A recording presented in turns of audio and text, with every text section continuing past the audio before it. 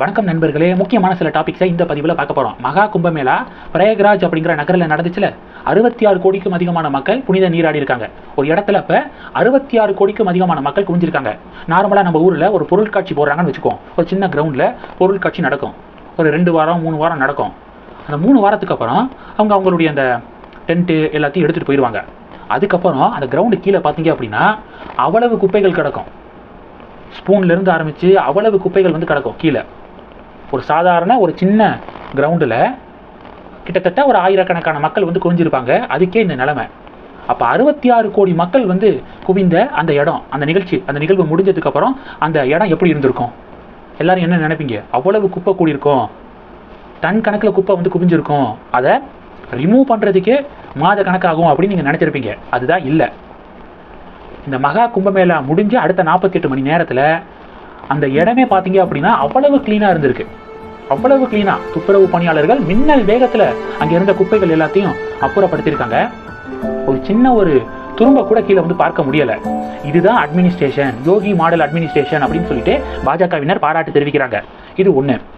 அதாவது இந்த கும்பமேளா நடக்கிறதுக்கு முன்பாக எடுத்த நடவடிக்கைகளாக இருக்கட்டும், கும்பமேளா முடிந்ததுக்கப்புறம் எடுத்த அந்த நடவடிக்கைகளாக இருக்கட்டும், சிக்ஸருங்க அப்படின்னு சொல்லிட்டு யோகி கவர்மெண்ட்டை பலர் பாராட்டிக்கிருக்காங்க.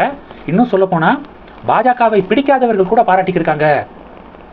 சசி தரூரா இருக்கட்டும், இவர் DK சிவகுமார் இருக்கார் பார்த்தீங்களா, கர்நாடகாவுடைய துணை முதலமைச்சர், அவங்களாம் இந்த மகா கும்பமேளா அரேஞ்ச்மெண்ட்ஸை பாராட்டிக்கிருக்காங்க. இது டாபிக் 1. டாபிக் 2 என்ன தெரியுமா?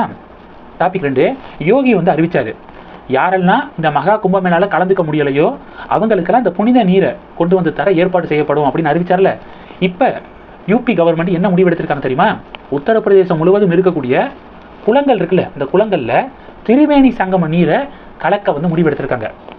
இந்த குளத்துக்கு பக்கத்தில் இருக்கக்கூடிய மக்கள் அந்த குளத்தில் வந்து குளிச்சுக்குவாங்க. திரிவேணி சங்கம நீர் வந்து அந்த குளத்திலேயே வந்து நம்ம மிக்ஸ் பண்ணிட்டா மக்கள் வந்து பக்கத்தில் இருக்கக்கூடிய மக்கள் எல்லாமே போய் குளிச்சுக்குவாங்க அப்படின்னு சொல்லிட்டு இந்த ஒரு அதிரடியான ஆக்ஷன் வந்து எடுக்கப்பட்டிருக்கு.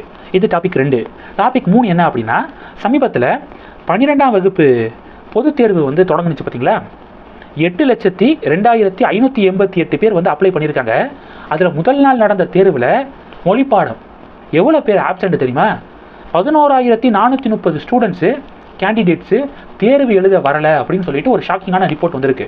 11,430 பேர் ஆப்சண்ட்டு அப்படிங்கிறது ஒரு பேரதிர்ச்சியை வந்து உண்டாக்கியிருக்கு. இது டாபிக் 3.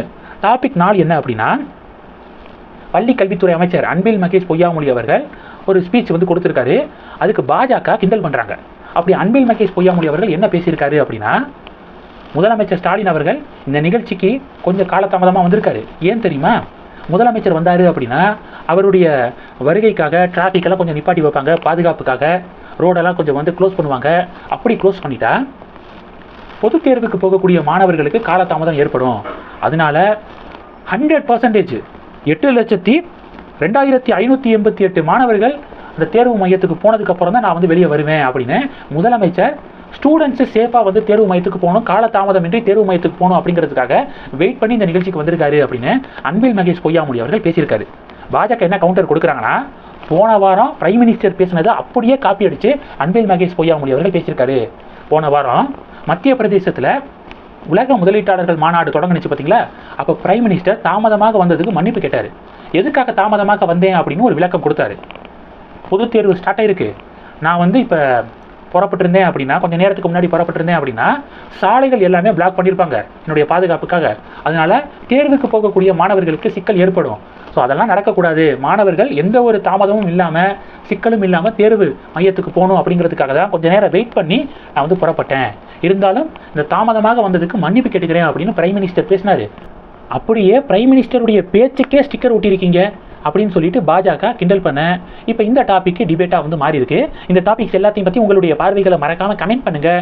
தொடர்ந்து கனெக்டில் இருங்க. அடுத்தடுத்து நிறைய பதிவுகளை பார்க்கலாம். நம்ம சேனலுக்கு சப்போர்ட் பண்ணணும் அப்படின்னு ஆசைப்பட்டீங்கன்னா நான் பேசக்கூடிய வீடியோக்கு கீழே நன்றி அப்படிங்கிற ஆப்ஷன் இருக்குது. அதை கிளிக் பண்ணி உங்களால் முடிந்த தொகையை சேனல் வளர்ச்சிக்காக கொடுத்து உதவி செய்யலாம். இல்லை ஜாயின் பட்டனை கிளிக் பண்ணி நம்ம சேனலுக்கு மெம்பராக வந்து ஆகலாம்.